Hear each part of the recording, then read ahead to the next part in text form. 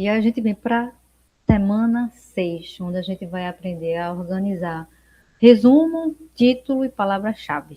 Geralmente são os três elementos que a gente deixa para fazer por último em relação tese, TCC, dissertação e o próprio artigo científico. Então, para a gente fazer o resumo, o que é que a gente precisa fazer?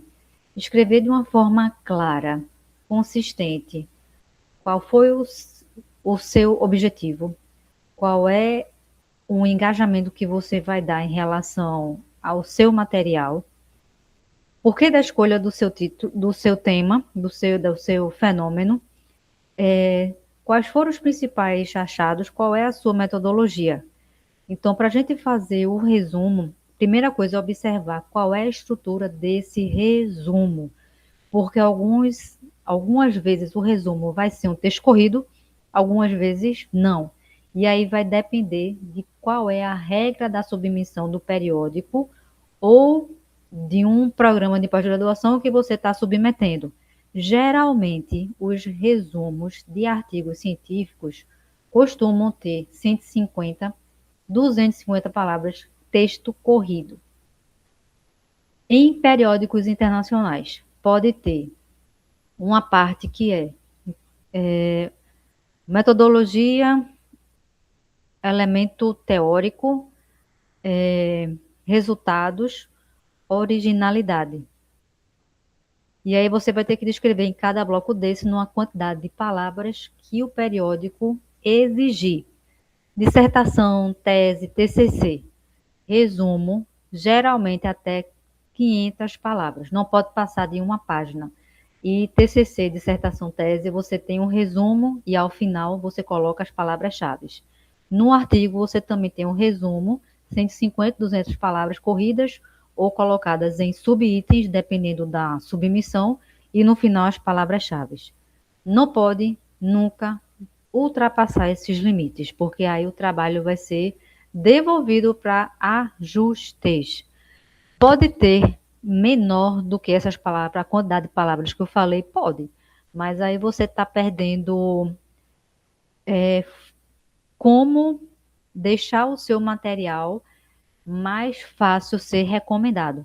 Se lembre sempre que toda vez que o pesquisador vai ter acesso de forma open access, ou o material é pago, onde é que a gente vai ter acesso grátis? No resumo, eu vou baixar uma tese, uma dissertação. Por que é que eu vou escolher? Se esse material é bom para ou recomendado para o que eu estou pesquisando. É no resumo também.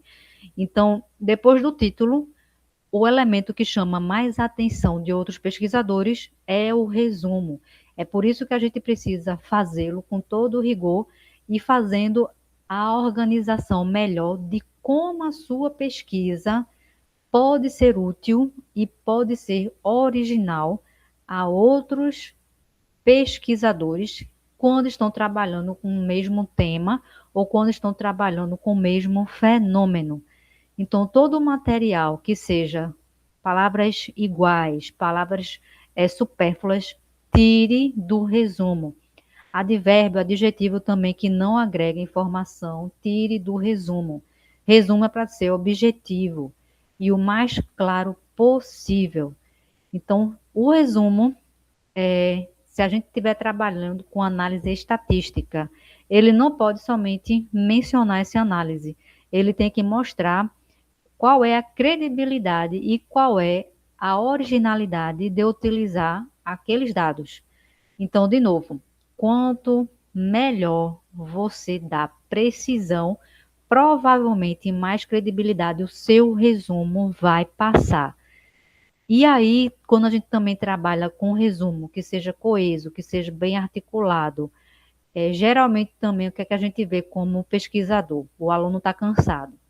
E aí ele pega partes do TCC, partes tese, dissertação, copia e cola no resumo. Ele não faz um resumo com argumentação, com voz ativa, mas de forma impessoal. E aí, quando a gente pega o resumo dele, a gente vê como se fosse blocos. Tá aqui o objetivo, pá, tá aqui a metodologia, pá, o resultado está aqui, e por último, as considerações finais e a originalidade desse trabalho. É dessa forma, é dentro desses elementos, mas não coloque como se fosse copia e cola do seu material. Faça com que o resumo também tenha uma singularidade de escrita, uma coletividade de engajamento ao que você está estabelecendo como entrega de material. E aí a gente volta na parte do resumo com relação ao último item, que são as palavras-chave.